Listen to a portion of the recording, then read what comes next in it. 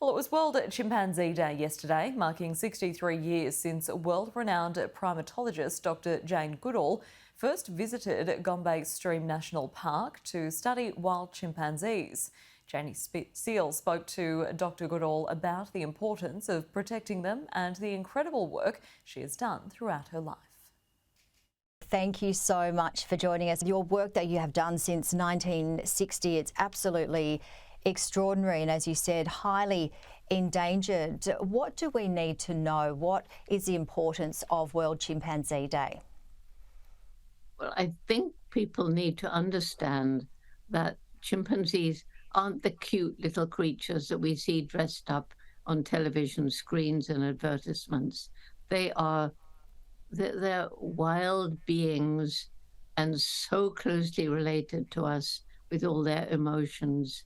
And the thing is that we've been studying these chimpanzees in Tanzania. We're in our 63rd year. So we've covered 3 generations, and it's completely unique, the longest uninterrupted study of chimpanzees, probably any other animal in the world. And tell us how similar they are to humans. We just heard that intro there, Dr Jane, about their emotions, their feelings. They have fear.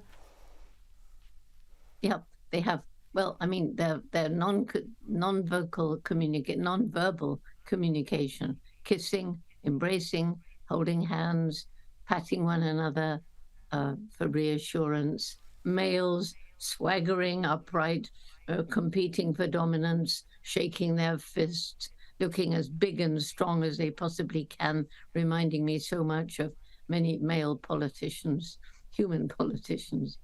And the very long-term care of mothers for their offspring, the bonds that last throughout life, the fact that they horrifyingly show a dark side, like they can even make war, but at the same time, they show love and true altruism. And you had a mother that really believed in you. How significant was her support?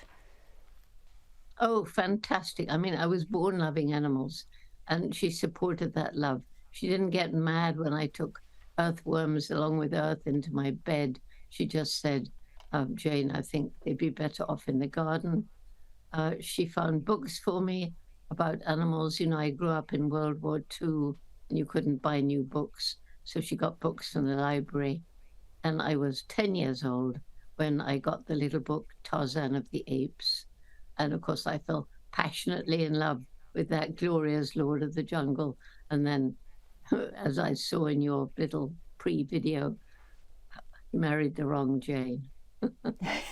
Yes, absolutely. That was a great interview that you...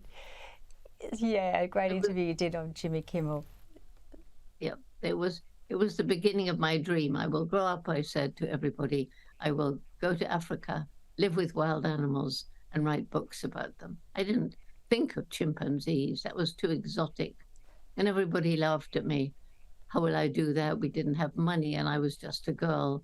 But my mother said, if you really want to do something like this, you're going to have to work really hard, take advantage of every opportunity. And if you don't give up, maybe you find a way. And I've given that message to young people all around the world. Oh, it's such an important message, and you certainly did defy odds. You continued to just do extraordinary work. So how did you maintain that determination and not allow negative influences to get in your way? Well, obviously the negative influences were distressing, but I guess I'm quarter Dutch. Dutch are known to be obstinate people, and I'm obstinate, and I'm not going to give in. I'm not going to give up. And the more that fate hurls obstacles, the more I am determined to overcome them.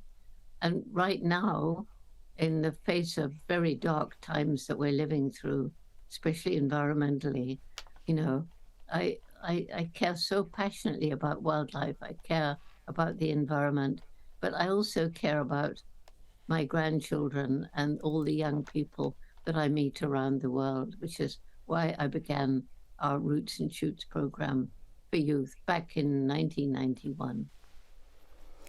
And that continues to go all around the world, 69 countries, including Australia. Some amazing work that you continue to do in Australia. Tell us about some of the Roots and Shoots programs that you do share with us. Well, the great thing is that the Roots and Shoots groups choose their own projects, but they have to choose a project help people, a project help animals, and a project help the environment, because everything's interconnected. So we have members in kindergarten, university, everything in between. And they're choosing, you know, they do campaigns to raise money for different things. They plant trees, they volunteer in animal shelters. It just depends what they want to do. They roll up their sleeves and take action. And what is your secret, Dr. Jane Goodall? You don't stop. You're amazing. You're just non-stop working. Tell us what your secret is. Well, my secret is, you know, that I just feel I've been put on this planet with a mission. And the mission is to give people hope. Because if we lose hope, we fall into apathy and do nothing. And if everybody does that, we're doomed. And, you know, why bother to do anything if you feel that what you do isn't going to make a difference? So to give people hope so that they will fight for a better world. Hope is about action. And it's the main message I have. And luckily people are responding to it. People have really got benefit from the last book I did, which is the Book of Hope. And hope is my raison d'etre.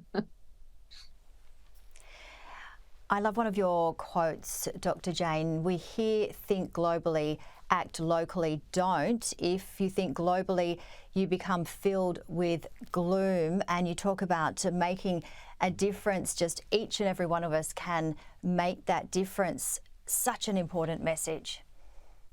Yep, and it's the main message of Roots and Shoots. Every individual matters. Every individual has a role to play, even if they don't know what it is. But mainly, as you say, every one of us makes an impact on the planet every single day, and we can choose what sort of impact we make. And that's what keeps people going. My little bit by itself would be nothing, but because it's multiplied now by millions of people around the world, then, you know, collectively, this is making a better world. So much to learn, and absolutely amazing. An honour to speak to you, Dr. Jane Goodall, and thank you so much for your time. Well, thank you for inviting me to your program.